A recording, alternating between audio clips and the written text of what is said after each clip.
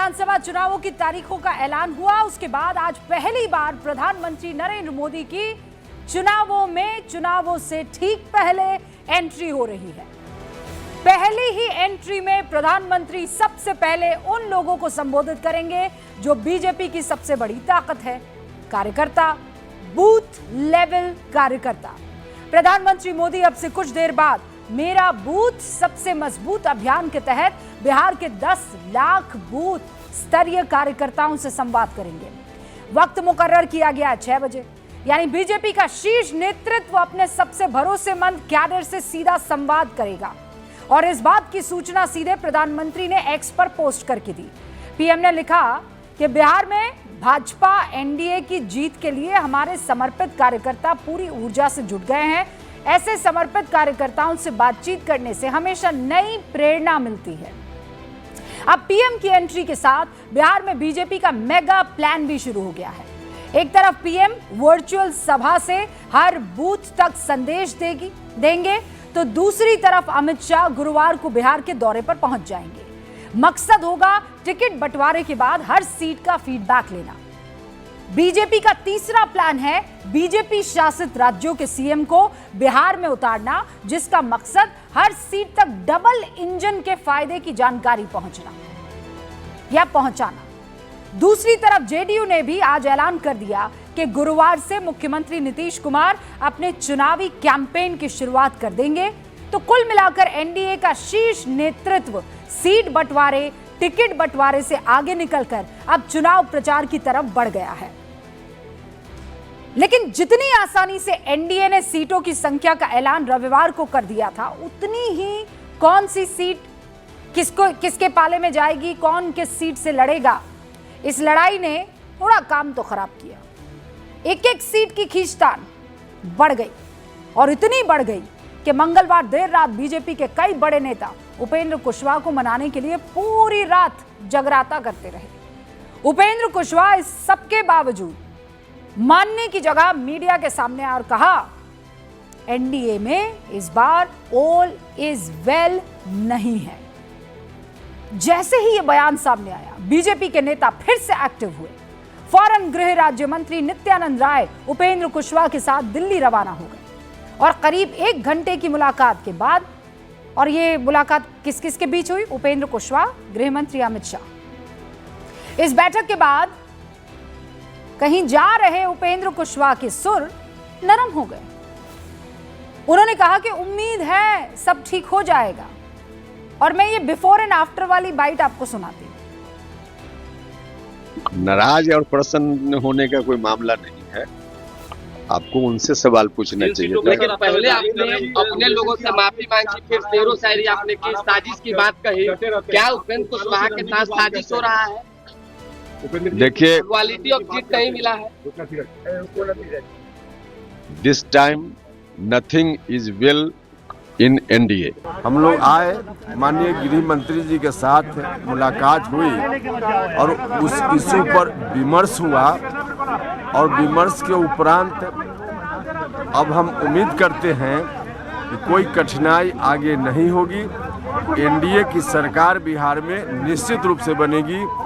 हर तरह से एनडीए में सभी घटक दल के लोग तैयार हैं।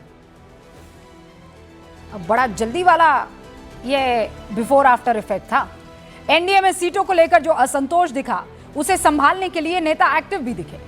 लेकिन अब इस तरफ आ जाइए, महागठबंधन की तरफ। मामला थोड़ा सा पेचीदा है, ये आपको मानना पड़ेगा। एनडीए में बीजेपी ने सीट शेयरिंग और समन्वय का जिम्मा ले रखा है, तो उसके नेता इस मामले में एक्टिव भी है।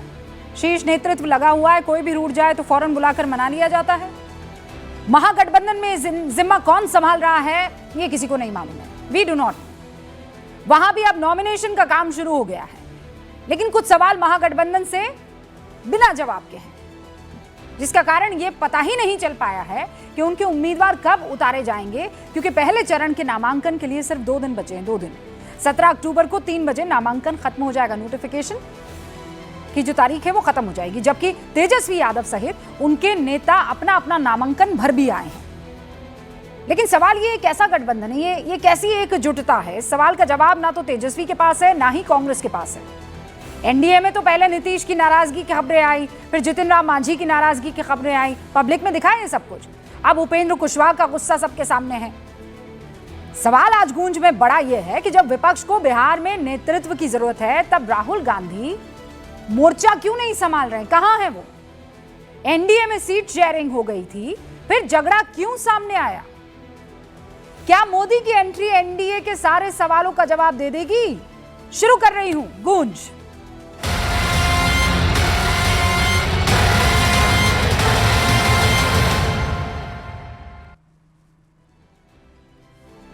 सारे खास मेहमान जो हमारे साथ जुड़ चुके हैं उनसे आपका तारुफ करवा देती हूं मैं। भारतीय जनता पार्टी के राष्ट्रीय प्रवक्ता प्रेम शुक्ला जी आपको दिखाई दे रहे हैं हमारे साथ इस वक्त। देखिए, राजनीतिक विश्लेषक पंकज शर्मा जी आपको दिखाई दे रहे हैं, जो कि कांग्रेस का पक्ष भी रखेंगे और इंडिया गठबंधन में क्या चल रहा है और क्या होना चाहिए और क्या नहीं हो रहा है वो सारी बातें बताएंगे।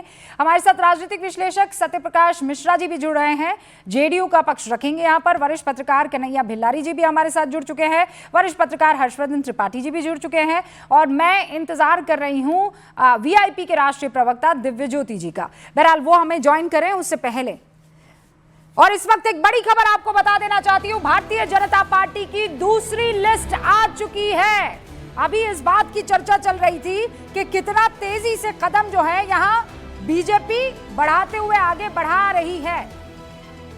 मैथिली ठाकुर को अलीनगर से टिकट भी मिल गया भारतीय जनता पार्टी का। कल वो शामिल हो रही थी, यही गूंज का समय था जब हम बातचीत कर रहे थे, और आप देखिए मैथिली ठाकुर ने बीजेपी ज्वाइन की और अलीनगर से बीजेपी का टिकट भी वो हासिल कर लेती हैं। तो इस वक्त ये बड़ी खबर है, दूसरी लिस्ट में 12 लोगों का नाम सामने आया। वो सारे नाम आपके सामने रखूंगी, 12 में से एक तो मैंने आपको क्लियर कर दिया, मैथिली ठाकुर को अलीनगर से बीजेपी का टिकट जो है वो मिल गया है। और मेरे पास ये जानकारी आ रही है कि वो लिस्ट जो है उसमें 12 लोगों का नाम इस वक्त जो है घोषित किया गया है। अलीनगर से मैथिली ठाकुर है, हायाघाट से रामचंद्र प्रसाद है, मुजफ्फरपुर से रंजन कुमार है, गोपालगंज से सुभाष सिंह है, आनंद मिश्रा जो है वो बड़ा नाम इस वक्त मैं आपको बता दूं वो भी इसमें शामिल है। बक्सर से उनको टिकट मिला है, आईपीएस हैं, असम कैडर के आनंद मिश्रा, उनको भी टिकट मिल गया है। शाहपुर से राकेश ओझा को मिला है, बाढ़ से सियाराम सिंह को मिला है और रोसड़ा से वीरेंद्र कुमार को टिकट मिला गया है। अच्छा, जो एक महिला भी इसमें है, छोटी कुमारी, जिनको छपरा से टिकट दिया गया है। हमारे साथ इस पूरे मसले पर बातचीत करने के लिए यतेंद्र भी जुड़ चुके हैं। यतेंद्र, 12 लोगों के नाम हैं।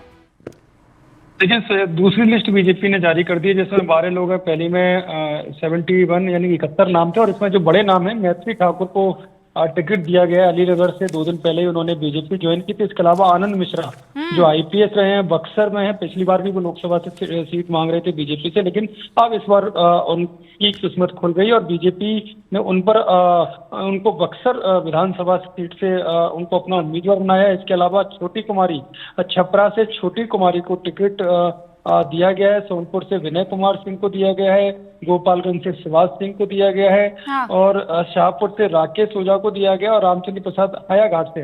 अब कुल मिलाकर 83 उम्मीदवारों की घोषणा बीजेपी कर चुकी है। अभी भी 1-2 सीट ऐसी है जिस पर उनकी सहयोगी दलों से बातचीत चल रही है, जिसमें एलजेपी की तरफ से कुछ सीटें जो बीजेपी सिटिंग विधायक है वहां से वो दावा ठोक रहा है। तो जैसे ही वो चीजें क्लियर हो जाएंगी, आगे की लिस्ट यानी आगे के उम्मीदवारों की भी घोषणा बीजेपी कर देगी। ओके, बहुत बहुत शुक्रिया जानकारी के लिए। तो मैथिली ठाकुर को अलीनगर से टिकट मिल गया है। दूसरी लिस्ट भारतीय जनता पार्टी की सामने आ चुकी है। प्रेम शुक्ला जी यहाँ हमारे साथ स्क्रीन पर मौजूद हैं। प्रेम शुक्ला जी, बहुत तेजी से आप लोग कदम आगे बढ़ा रहे हैं, लेकिन रूट भी तो रहे हैं ना आपके अपने। वो सुना नहीं आपने, nothing is well this time, Upendra Kushwaha ji कह रहे हैं। तो रूबिका जी, मैं सबसे पहले जिन हमारे प्रत्याशियों को दूसरी सूची में नाम घोषित किया गया, उन सारे प्रत्याशियों को मैं बधाइयां देता हूं और उनके जीत के लिए शुभकामनाएं देता हूं। देखिए, उपेंद्र कुशवाहा जी नाराज थे, लेकिन उनकी नाराजगी दूर हो गई है। राजनीति में, गठबंधन में विशेष करके कई बार जो है कुछ विषयों को लेकर मन में पीड़ा होती है, लेकिन उस पीड़ा के निवारण का अगर जो है उत्तम उपाय गठबंधन के साथियों के पास हो, तो आप ही ने अपने ही पैकेज में आदरणीय उपेंद्र कुशवाहा जी की नाराजगी का भी स्वर सुनाया और संतुष्टि का भी स्वर सुनाया। तो अब उपेंद्र कुशवाहा जी पूरी तरह से आश्वस्त हैं और एनडीए की जीत के लिए वो हर तरह से स्वयं को समर्पित पा रहे हैं। नहीं तो एक बात बताइए ना प्रेम जी, आप लोग ये जब वो गृह मंत्री से मुलाकात करने के लिए जाते हैं तो वो कौन सी ऐसी गुट्टी आप लोग पिला देते हैं कि बाहर आकर मुस्कुराते हुए कहते हैं कि नहीं नहीं अब मुझे उम्मीद है सब ठीक रहेगा, मतलब सीट देते नहीं है उसके बावजूद भी ठीक हो जाता है, ऐसा क्या करते हैं आप लोग? प्यार की गुट्टी है वो, प्यार की झप्पी। प्यार की झप्पी। प्यार से बताइए, कोई उनका रुतबा पार्टी में बढ़ जाएगा क्या? सीटें बढ़ जाएंगी क्या? इसे कहा है ना, ढाई आकर प्रेम का पढ़े सो पंडित होए। तो प्यार में बहुत कुछ है, दिव्य ज्योति जी बस प्यार से बात कर ली जाए। आज देख रहे ढाई आकर प्यार का उसका पाठ पढ़ाया जा रहा है प्रेम शुक्ला जी की तरफ से कि एनडीए में ऑल इज वेल। लेकिन मुझे याद है आप ही ने कुछ दिन पहले ज्योति जी क्या कहा था? बीमार है, गठबंधन बीमार है, उसको ठीक करने के लिए हम लोग कहाँ जा रहे हैं? दिल्ली जा रहे हैं। आप लोग आ गए दिल्ली में, इलाज हुआ कि नहीं? हमारे गठबंधन के जो डॉक्टर हैं आदरणीय तेजस्वी यादव जी हैं, हाँ तो फिर आए तो हमारे आदरणीय नेता ने कहा भी ना कि डॉक्टर को ले आए हैं।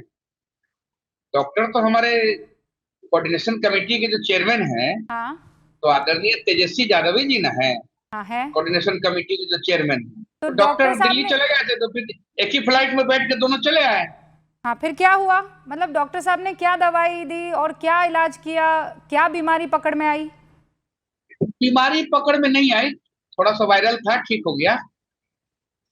सिट्रीजिन खा के ठीक हो गया। सिट्रीजिन दवाई है ना, सिट्रीजिन दवाई आता है, तो ठीक हो गया। तो ठीक होता है, थोड़ा ये होता है, ठीक हो जाता है। तो सब लोग हर घर में होता है।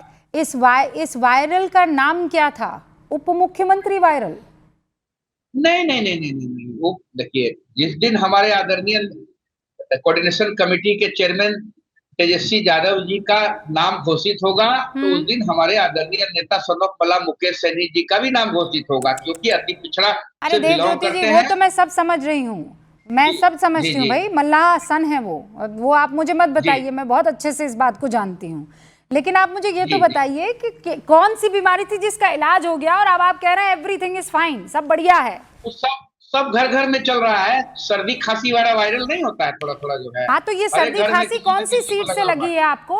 वही तो पूछ रही हूँ। वो सीट से लगी है या कुर्सी से लगी है? दोनों में से एक ही हो, या तो सीट हो सकती है या कुर्सी हो सकती है। कुर्सी से तो रूबिका जी, कुर्सी से तो हमारे पार्टी के नेता को नहीं लग सकती है, क्योंकि कुर्सी जो है, अगर हम लोग कुर्सी की चाहत रहती तो हम लोग उत्तर प्रदेश में जाके 22 का चुनाव में जोगी मुर्दाबाद और मोदी मुर्दाबाद नहीं करते।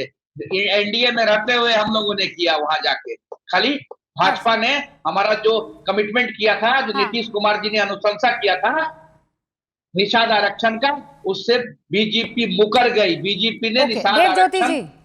ठीक है, मैं समझ गई। मुझे याद है मैंने मुकेश भाई का इंटरव्यू किया था, उसमें उन्होंने बकायदा कहा था कि मैं जिंदगी भर साथ नहीं छोड़ूंगा अगर वो आरक्षण दे देते हैं निषाद कम्युनिटी को। I understand that. लेकिन Devjyoti ji, where is the list? Nomination में कितना टाइम है? बस अब 2 दिन बचे हैं ना, आपकी लिस्ट कहाँ है? लिस्ट हमारा आज रात में आ जाएगी। लिस्ट हमारा रात में जो है उसका प्रिपरेशन हो रहा है। हाँ। वो आदरणीय तेजस्वी यादव जी नॉमिनेशन में अब आप सोचिए ना, मैं लिस्ट इसलिए मांग रही हूँ क्योंकि सीट शेयरिंग फॉर्मूला आप लोग दे ही नहीं रहे, बता ही नहीं रहे कौन कितनी सीटों पर लड़ रहा है। देवज्योति जी, आप कितने सीटों पर? अच्छा, रात को जो लिस्ट आएगी, कितने लोगों की, आप लोग कितने सीटों पर चुनाव लड़ रहे हैं? 18। देखिए, 10 सीट अभी तक राष्ट्रीय जनता दल ने एक दलित और अति पिछड़ा पार्टी के लिए 10 सीट छोड़ा है, और कांग्रेस पार्टी ने 8 सीट छोड़ा, और 4 सीट और जो है राष्ट्रीय जनता दल के तरफ से हमारा ऐड होने की बात है।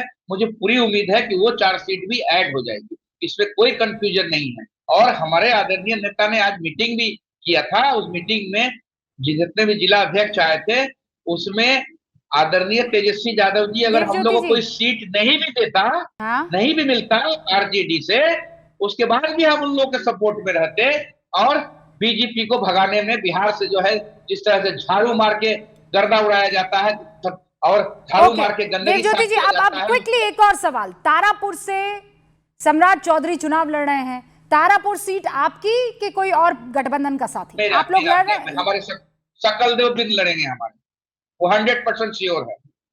तारापुर आपके पास है? हाँ हाँ, तारापुर हमारे पास 100%। 100% शकल दो बिन लड़ेंगे 100%। हाँ, आरजेडी के बड़े नेता हैं जयप्रकाश यादव, जिनकी बेटी चुनाव लड़ी थी। हाँ, तारापुर से। नहीं नहीं, शकल दो बिन लड़ेंगे। हमारा तो नॉमिनेशन भी कर दिए हैं, तो नॉमिनेशन भी हो गया है। तो आपने बड़ी खबर मुझे दे दी है। याद है मुझे, जब मेरी बातचीत हुई थी, आप लोगों ने कहा था 50 से कम सीटों पर मानेंगे नहीं। अब आप कह रहे हैं 18 प्लस 4 और, तो 18 2 20 और 22 सीट। 22 सीटों पर आपकी पार्टी को हाँ कर दिया गया। 22 सीटें आपको। ब्रेकिंग डाल दूं मैं?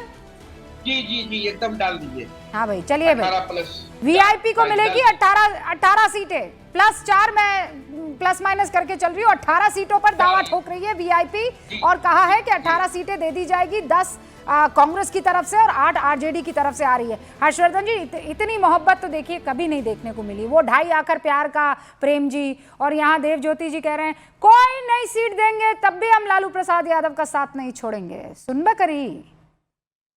देखिए रूबिका जी, मुझे लगता है राजनीति का ये सुंदर दृश्य देखने को मिलता है चुनाव के समय में। और बाकी ये है कि अगर सीट कहीं ज्यादा मिल जाए तो वही प्रेम दूसरी तरफ थोड़ा बढ़ जाता है। तो प्रेम तो ऐसे ही बदलता है एक दूसरे से, जब राजनीति में, विशेष करके चुनाव के समय। लेकिन एक बात तो हमें मानना पड़ेगा, एनडीए का चुनाव इस बार ड्राइविंग सीट पर भारतीय जनता पार्टी में। और किसी ने तो ये भी कहा कि सब कुछ तय भाजपा कर देती है, सहयोगी मान जाते हैं, बाद में कुछ कुछ समझ में आता है, कह रही है तो थोड़ी गड़बड़ हो गई, तो फिर थोड़ा सा नाराज भी होते हैं, लेकिन उसके बाद भी मान जा रहे हैं। तो यानी जो हमने नीतीश जी के कार्यालय के सामने नीतीश कुमार और नरेंद्र मोदी के चित्र के साथ देखा था, टीवी चैनलों पर बड़ी डिबेट हुई थी कि क्या जनता दल यूनाइटेड, अब मोदी जी का चित्र लग गया है तो भाजपा के कार्यालय में भी लग गया। तो मुझे लगता है कि ये गठजोड़ जिस तरह से एक साथ का एफर्ट है, एकता के साथ चल रहे हैं। ठीक है, लड़ाई झगड़ा तो सीट वाला होता रहेगा। अभी भी ऐसी करीब 10-12 सीटें हैं जहां संकट है, और उसमें बड़ा संकट इसलिए है कि नीतीश जी की पार्टी को लगता है कि चिराग को थोड़ा बड़ा नेता बनाया जा रहा है। चिराग की पार्टी को लगता है कि अरे भाई यही तो थे हमारे बाधा, नहीं तो हमारे भी 10-5 विधायक होते विधानसभा में 2020 में। लेकिन इस सब के बावजूद वो मान जा रहे हैं। अब दूसरी तरफ क्या है?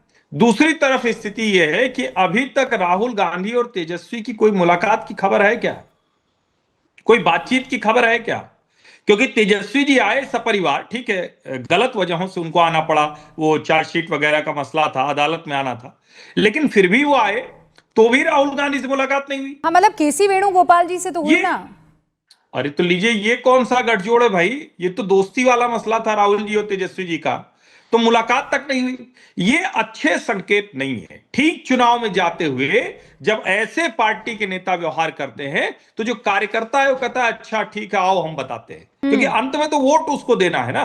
तो जो कांग्रेस और राष्ट्रीय जनता दल का मतदाता है उसके बीच में बड़ी खींचतान, यहां जेडीयू और चिराग की पार्टी के बीच में खींचतान है, लेकिन वो तो कुछ सीटों का है, यहां ज्यादा सीटों पर होगा और वो संकट ज्यादा बड़ा है। मुझे लगता है कि अभी तक की जो स्थिति है, सीट बंटवारा, सीट प्रत्याशी घोषित करना, सबके लिहाज से एनडीए को इस मामले में एज दिख रहा है और अमित शाह पूरी तरह से एनडीए के एनडीए का यहाँ पर एज दिखाई दे रहा है। भिल्लारी जी, क्या ये बात सच है सर कि 5 दिन से बिहार कांग्रेस से भी तेजस्वी की बातचीत बंद है? ही इज वेरी बिजी और अभी कोई समन्वय नहीं है। बाकी तो आप बताएंगे हमें। उनका एक लाइन भिल्लारी जी पहले जोड़ दो। हाँ, भिल्लारी जी बस एक सेकंड। अरे अभी तो कृष्णा अल्लावरू जी का बयान चलाना चाहिए, स्पष्ट हो जाएगा सब। कृष्णा अल्लावरू जिस तरह की बात कर रहे हैं, जिसमें वो कह रहे हैं कि ठीक है हमने जो तय किया है, और दरअसल ऐसा कभी नहीं हुआ। कांग्रेस और राष्ट्रीय जनता दल के बीच में ऐसे कभी नहीं हुआ। लालू जी तय करते थे, बता देते थे। अखिलेश प्रसाद जी, क्या नाम था उनका, जो लालू जी के यहाँ से लिस्ट लेके चले जाते थे, कन्हैया जी ज्यादा बताएंगे अभी, और सब कुछ हो जाता था। इस बार बड़ा मामला थोड़ा गड़बड़ है। अब वो कितना गड़बड़ होगा वो देखने की बात। बिलारी जी, अरे सब दिन होत न एक समाना। अब पहले वाली बात करते, पहले तो नीतीश जी के यहाँ आ करके, यहाँ धर्मेंद्र प्रधान से लेकर के सारे लोग लाइन लग करके आते थे, नीतीश जी फाइनल करते थे।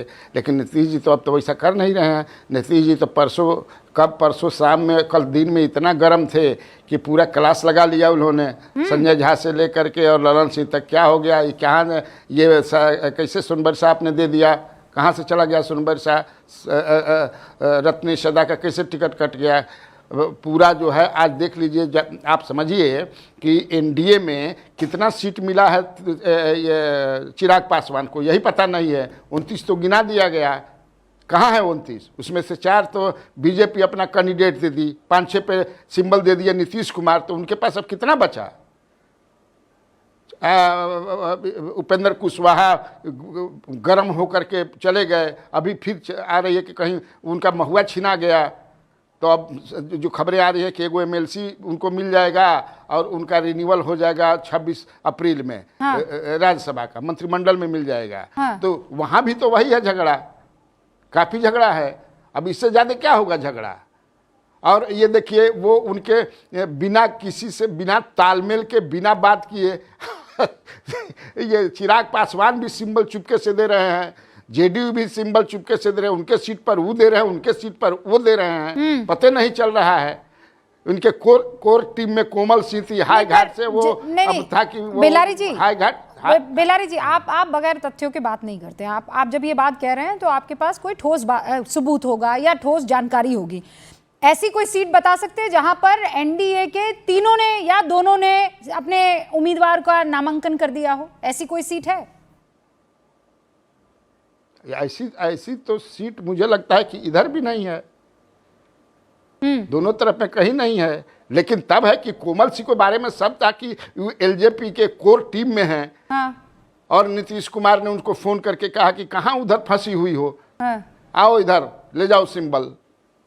तो हाँ। अभी भी नीतीश कुमार और चिराग पासवान के बीच जो है हाँ। संबंध बढ़िया नहीं है, क्योंकि नीतीश कुमार भूल नहीं सकते हैं। मैं कई बार आपसे बोल चुका हूं, नीतीश कुमार भूलते नहीं हैं और वो कभी नहीं भूलेंगे कि हमारे साथ चिराग पासवान ने 2020 में किसी के कहने पर क्या खेला। तो कन्हैया जी, इस लिहाज से तो आज हमें इस बात पे फुल स्टॉप लगा देना चाहिए जो बड़े दिनों से चल रही थी। आपने कहा भूलते नहीं है नीतीश बाबू, और सबसे बड़ा इल्जाम नीतीश बाबू पर आज की तारीख में विपक्ष क्या लगा रहा है कि वो भूल जाते हैं, उनको याद नहीं रहता है, वो लोगों को पहचानते नहीं हैं। आप कह रहे हैं नीतीश कुमार भूलते नहीं हैं, तो उनको याद है। याद है मतलब याददाश्त एकदम दुरुस्त चल रही है और वो कभी नहीं भूल रहे हैं चीजों को। या तो ये बात सही है या फिर जो विपक्ष आरोप लगाता रहता है वो बात सही है। आप मुझे बताइए कौन सी बात सही है?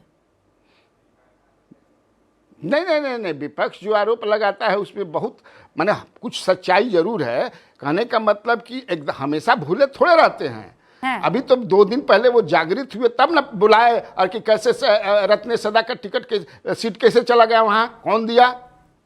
नहीं, पर ऐसा भी कैसे चला गया वहां? ऐसा भी तो हो सकता है ना कि अचानक वो नाराज हो गए तो आपको लगता है वो ठीक हो गए। बीजेपी से नाराज, एक्चुअली सत्य प्रकाश जी, नीतीश बाबू की तबीयत इस बात पर निर्भर करती है, बाकी सबको भी स्क्रीन पर लाया जाए, इस बात पर निर्भर करती है कि वो बीजेपी से कितना नाराज और कितना खुश है। अगर वो बीजेपी से बहुत खुश है तो उनकी तबीयत खराब है, अगर वो बीजेपी से बहुत नाराज है तो वो कभी भूल नहीं सकते हैं और बहुत चुस्त दुरुस्त तंदुरुस्त आदमी है। क्लियर है? आज डेफिनेशन पक्की हो गई है। देखिए, बेलारी जी का अपना विश्लेषण है, उनका अपना सूत्र है, वो बिहार में बड़े वरिष्ठ पत्रकार हैं, उनका अपना एक निजी पक्ष भी होगा।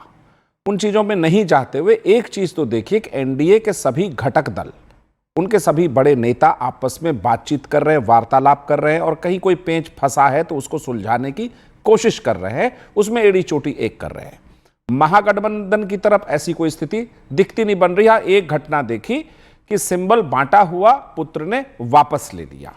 नीतीश कुमार जी इस पार्टी के राष्ट्रीय अध्यक्ष हैं, बिहार के मुख्यमंत्री हैं, उनके सलाहकार परिषद है, उनके पास लोग हैं, और वो तमाम सभी लोग मिलकर चीजों को तय कर रहे हैं। चुनाव का माहौल है, कहीं कुछ गहमा गहमी, तरह तरह की अफवाहें, कोई प्लांटेड स्टोरी बहुत सारी चलती हैं।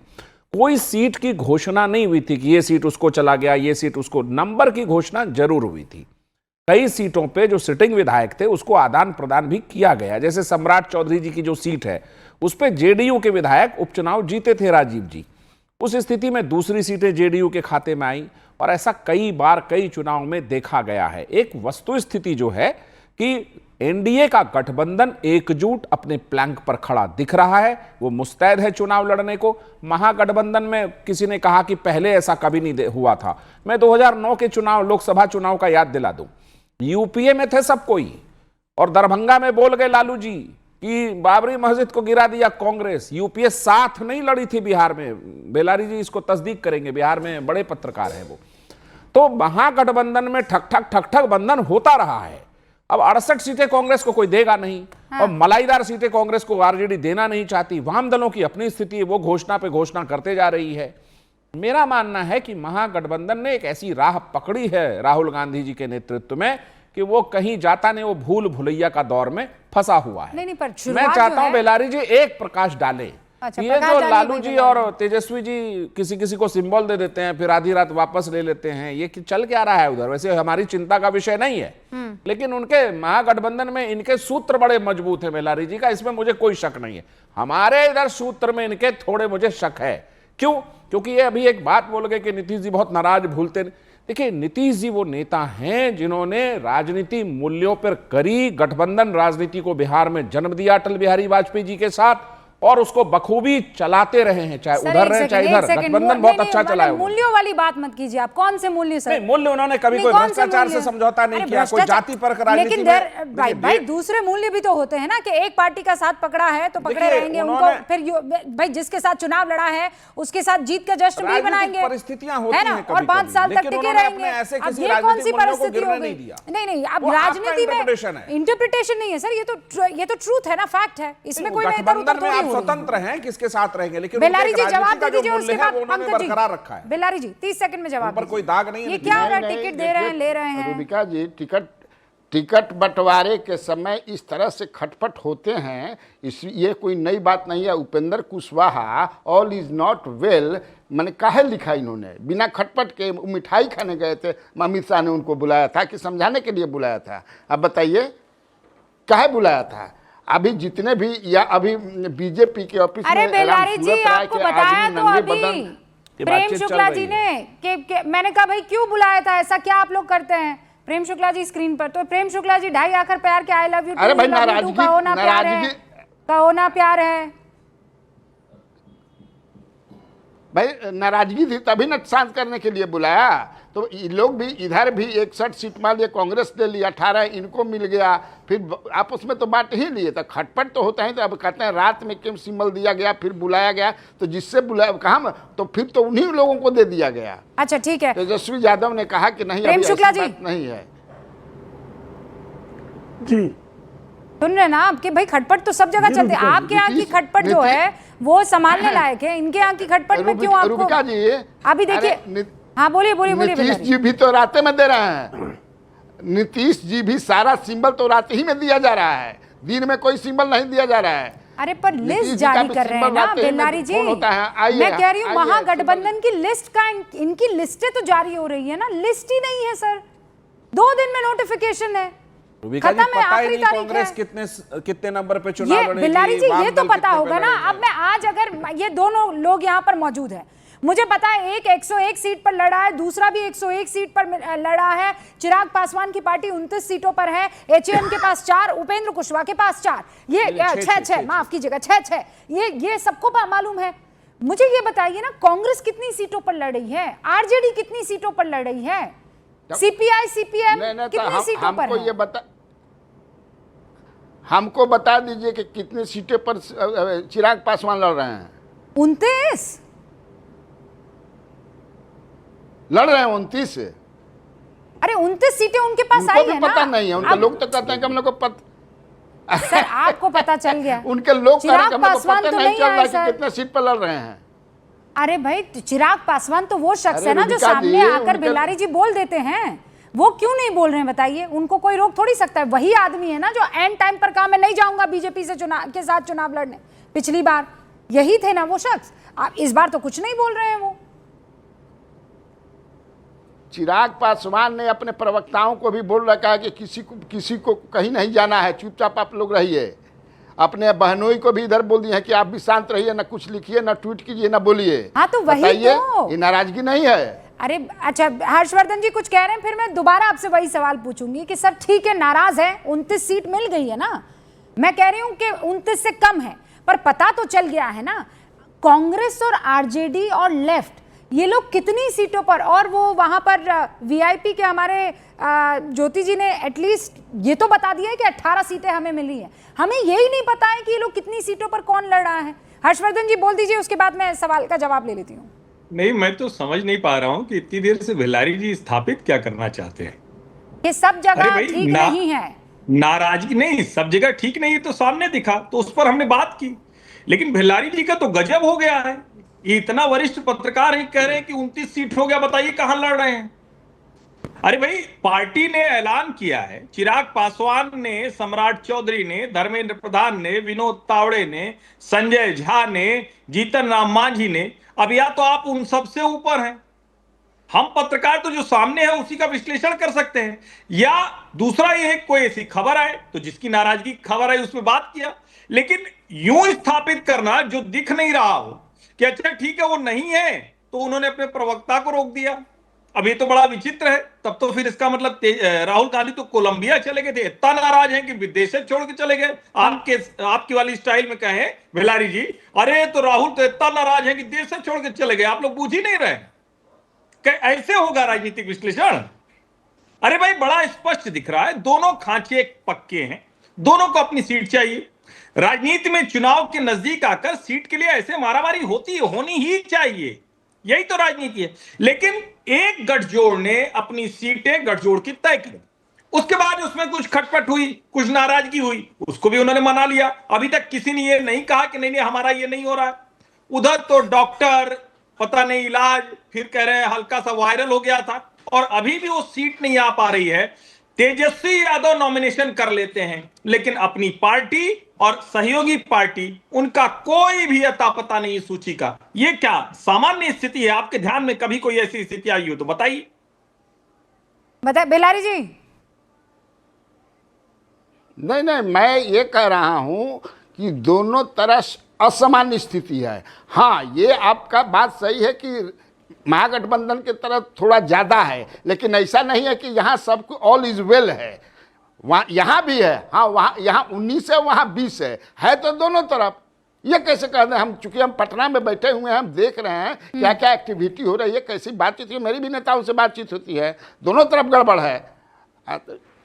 थोड़ा बहुत गड़बड़ नहीं है, बहुत गड़बड़ है। मैं आपको कह रहा हूँ चिराग पासवान के बड़े नज़दीकी लोगों से कि हम लोग को पता नहीं चल रहा है कि हम लोग को कौन कौन सीट मिल रहा है। भाई 29 तो हो गया, जो दिया गया, मतलब जो एक छपा अखबारों में, और छपा नहीं, उन्हीं के लोगों ने छपवाया कि ये हम लोग को मिल रहा है। कैंडिडेट भी तय हो गए, उसमें से 4 बीजेपी ले ली, 5-6 ले लिए नीतीश कुमार। हम लोग के पास कितना बचा समझे में नहीं आ रहा है। वही लोग कह रहे हैं, हम अपने मन से बहुत आदर के साथ। अच्छा, कुछ कह रहे हैं, सुनिए ना सत्यप्रकाश जी। बहुत आदर के साथ, आप बहुत वरिष्ठ हैं। ये 19 और 20 का तो नहीं है खेल, ये खेल है आप कह दीजिए इधर 15 तो उधर 50 का खेल है। कोई समझौता कांग्रेस और राजद में अब तक मेरे सूत्र बताते नहीं हुआ है, कुछ हुआ ही नहीं है। लिस्ट को लेके 68 सीटें वो मांग रही, खैर वो हमारा चिंता का विषय नहीं है। महागठबंधन में क्या खटपट है वो एनडीए का चिंता का विषय नहीं है। लेकिन एक बड़े पत्रकार होने के नाते, आप चूंकि बिहार को बहुत लंबे समय से, आपसे ज्यादा अनुभवी मैं किसी को जानता नहीं वहां, आपके लिए चिंता का विषय नहीं है भिलारी जी। लेकिन भिलारी जी इन्फॉर्मेशन है भाई, बिहार दो इन्फॉर्मेशन कांग्रेस मान गई है। हाँ, कितने सीट पर? 20, 61 सीट पर कांग्रेस मान गई है। मेरे पास जो इन्फॉर्मेशन है कि 61 सीट पर कांग्रेस मान गई है। नहीं, वो ठीक है उनका, लेकिन कोई लिस्ट नहीं आया है। मैं क्या कहना चाहता हूँ, क्योंकि चुनाव के दौर में ऐसा होता है, सवाल है क्या वहाँ टिकट पे चढ़ावा चढ़ रहा है? नहीं, सुनिए भाई, ये एग्जाम है ना, आप लोगों का एग्जाम है। पत्रकार आप भी हैं बिलारी जी, आप जानते हैं ना कि राजनेताओं के लिए ये एग्जाम है। अब 2 दिन बाद नॉमिनेशन की आखिरी तारीख है, और हमको यही नहीं पता है कि मैथ्स का पर्चा कौन भरेगा और इंग्लिश का पर्चा कौन भरेगा, और ये वाले एग्जाम में कौन बैठेगा। भाई सब मिलजुल कर एग्जाम दे रहे हैं, मैं ये मानकर चल रही हूं। हमें ये पता ही नहीं है कौन कितने टेस्ट देगा, किसी को ये जानकारी नहीं। कोई तो आप कह रहे हैं कि सूत्र बता रहे हैं इतने सीटों पर मान गई है, तो बता देना भाई, कितना और रुकेंगे? चुनाव के नतीजे आ जाने की बात बोलेंगे कांग्रेस और आरजेडी वाले? बिलारी जी नहीं, मुझे लगता है कि आज वो लोग कर देंगे शाम तक। जो हमारे पास सूचना है कि आज वो कर देंगे, सब फाइनल कर लिया। 18 सीटें जो हैं वीआईपी को दिया है इन लोगों ने, 61 वो लिए हैं, वो कर लिए हैं लोग, और आज शाम तक कर लेंगे। हमारे पास जो जानकारी है ये पक्की जानकारी है, मुझे लगता है कि जिससे मेरी बातचीत हुई है। अच्छा, ठीक है। हाँ, तो मतलब आज से हम लोग किक इन समझ लें कि हो जाएगा सारा का सारा मूड। और चिराग पासवान का जो सवाल आप बार बार पूछ रहे थे, यहाँ प्रेम शुक्ला जी बैठे हुए हैं, प्रेम शुक्ला जी से बेहतर कौन बताएगा। प्रेम शुक्ला जी, चिराग पासवान आप लोगों से नाराज है और आप लोग वो तो कह चुके हैं सबसे, अपने जीजा साले सबसे, कि कोई कुछ बोलेगा नहीं। देखिए, नाराजगी की खबर जो है साथियों को नहीं है और बेलारी जी को है। तो बेलारी जी के पास जो है टेम्परेचर नापने का कोई सूक्ष्म यंत्र होगा तो बेलारी जी के पास ही संभव है।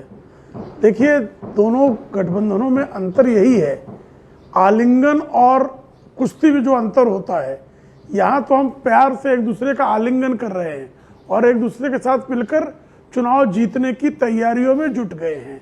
और दूसरी तरफ हैं तो जुटे हुए, लेकिन ये जो मिलन है दो शरीरों का, वो कुश्ती वाला है। नहीं तो कुश्ती वाले दो शरीरों के एक आने और आलिंगन के लिए एक आने, इससे बड़ा अंतर होता है बेलारी जी। नहीं प्रेम शुक्ला जी, ये आपका आलिंगन जो है, आप विपक्ष से पूछिए, आपका आलिंगन जो है हाथ यहाँ गर्दन के यहाँ पीछे से लेकर आपने दबा रखा है।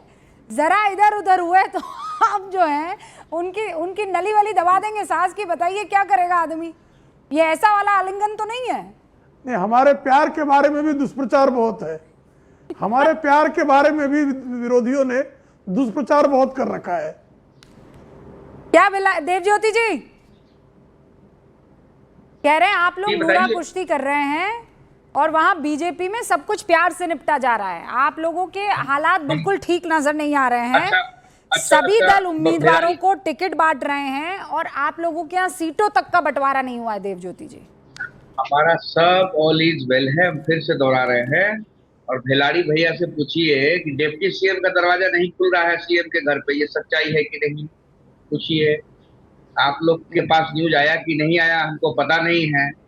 भाजपा के डिप्टी सीएम गया जदयू के चीफ मिनिस्टर के पास, वो दरवाजा ही नहीं खोला। अरे हम लोग का भी शिष्टाचार होता है, कोई दुश्मन भी आए तो बैठाते हैं, भले काम करे नहीं करे, हाँ करे ना करे, कुछ भी करे, दरवाजा नहीं खुल रहा है ये चुनाव से पहले, ये तो बहुत अच्छा संकेत है। नहीं कल ही ना हुआ कि नहीं है भैया, बताइए क्या प्रेम शुक्ला जी बोलिए। कल ही ना हुआ है। किस दरवाजे डिप्टी सीएम की कामना करने वालों के दरवाजे बंद हैं। मुकेश सहनी डिप्टी सीएम की कामना कर रहे थे, उनके मुंह पे दरवाजा लगा है, ऐसा लग रहा है। दो दिन से बेचारे तो दरवाजा बंद किया है तो मुंह पे लग गए बाबू। बहुत पीड़ा है मुकेश भाई। लोजपा के प्रवक्ताओं से संपर्क कर रहे हैं कि आप लोग आइए हमारे शो में बैठिए। वो क्या कह रहे हैं कि सवाल ही नहीं है, अभी हम लोग शो में नहीं बैठेंगे। वो बेचारे हाथ खड़ा कर ले रहे हैं। अभी भागलपुर का एमपी जो है क्या लिखा कि हम इस्तीफा देंगे। हमारे बातें कोई नहीं सुन रहा है, सीएम से मिलने भी नहीं दे रहा है।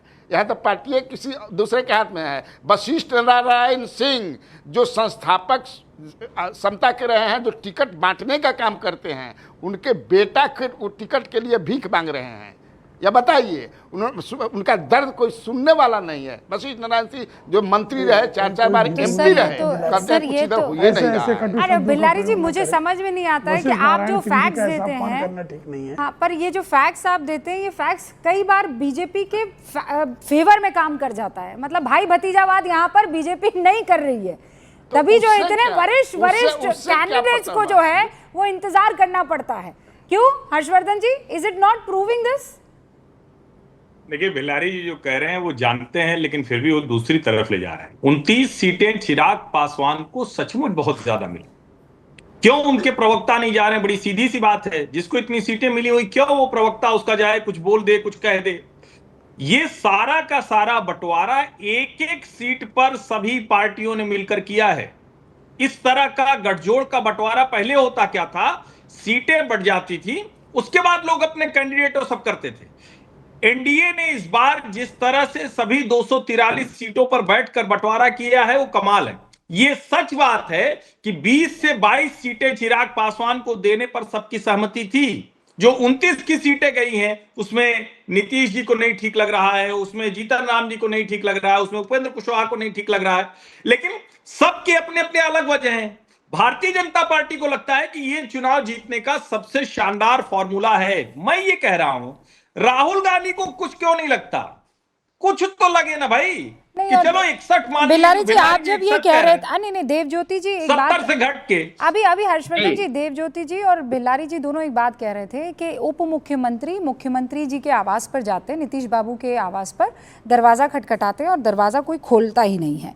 मैं अभी 5 दिन पहले की एक खबर देख रही हूँ, बड़ा वायरल वीडियो है जिसमें बाहुबली नेता अशोक महतो वो राबड़ी आवास पर जाते हैं और तेजस्वी बाबू के गार्ड दरवाजा ही नहीं खोलते हैं। ये तो सब जगह चल रहा है ना। पर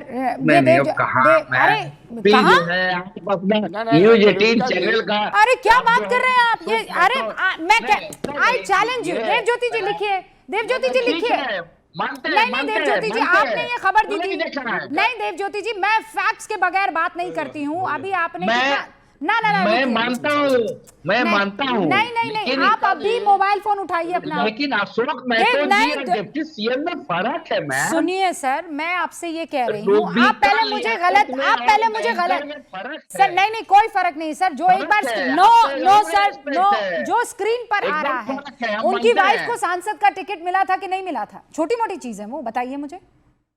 ठीक है, लेकिन डिप्टी सीएम तो संवैधानिक पद है। ललन सिंह के खिलाफ टिकट मिला था, केंद्रीय मंत्री। संवैधानिक पद है ना, संवैधानिक पद है। आई अंडरस्टैंड, लेकिन आप मुझे ये बताइए ये खबर गलत है क्या? ये गलत है खबर, मुझे ये बता दीजिए। अरे वो मिलने के लिए गए थे बिना समय मांगे हुए, बाद में जब मिलने नहीं गए तो नीचे धरना में थोड़ा सा सब कोई वही कर रहा है। मेरे यहाँ भी जाके देखिए, मेरे ऑफिस के बाहर। अरे तो मैं कह रही हूँ, मैं देवज्योति जी एक ही बात कह रही हूँ कि दोनों तरफ की खबर सुनाई है। जैसे रूबिका लियाकत न्यूज़ 18 इंडिया पर दोनों तरफ की खबर सुना रही है। कैसे कि उपेंद्र कुशवाहा कह रहे हैं ऑल इज नॉट वेल, और फिर कह रही हूं आप लोगों की सीट का ऐलान तक नहीं हुआ है। आप लोगों ने सिर्फ एक ही बात, बिलारी जी से आपने पूछा कि बताइए उप मुख्यमंत्री मुख्यमंत्री के यहां पर गए दरवाजा नहीं खुला, ये बात तो आपने छुपा दी कि वहां भी एक बड़ा लीडर गया और तेजस्वी बाबू ने दरवाजा नहीं खोला। दोनों तरफ हो रहा है, बात यहीं पे खत्म कीजिए। डिप्टी सीएम में अशोक महतो में फर्क है। डिप्टी सीएम में हम ये नहीं कर रहे हैं कि प्रशांत किशोर जी ने उसी डिप्टी सीएम पे कोई। फिर मैं फैक्ट्स पर जाऊंगी, सूत्रों पर नहीं जाऊंगी, फैक्ट पर जाऊंगी। फैक्ट ये कहता है कि एक बड़ा लीडर गया था, पूर्व उप मुख्यमंत्री के घर पे दरवाजा नहीं खुला, और यहाँ पर मेरे पास प्रूफ नहीं है कि कब गए उप मुख्यमंत्री और दरवाजा खुला कि नहीं। वीडियो दीजिए ना। खबर नहीं, मैं कह रही हूँ सर यहाँ तो वीडियो है ना, मुझे तस्वीर भेजिए, मैं ब्रेकिंग चलाऊंगी। देवज्योति जी न्यूज़ 18 इंडिया गारंटी लेता है, आप भेजिए वो तस्वीर भेजिए, हम चलाएंगे। हाँ ठीक है, खोजिए, और मैं आपसे कह रही हूँ कि वो तस्वीर चलाऊंगी। बहुत बहुत शुक्रिया आप सभी का हमारे साथ जुड़ने के लिए। देखते रहिए न्यूज़ 18 इंडिया।